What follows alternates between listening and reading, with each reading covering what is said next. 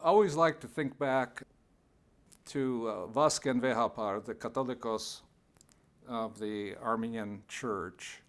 at a time when he lived still under Soviet rule, and when the history of the Armenian Republic was either ignored or denounced in the Soviet Union. He made a very moving statement saying that in 1915 was the crucifixion of the Armenian people. But like Jesus Christ,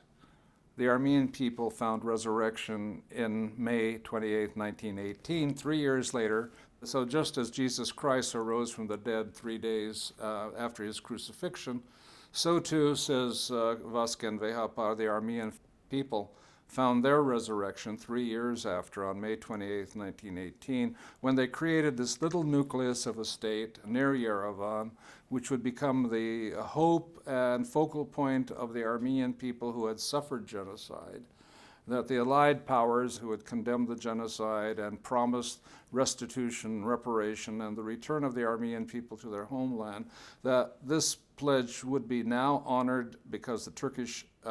Young Turk regime that had perpetrated the genocide had been defeated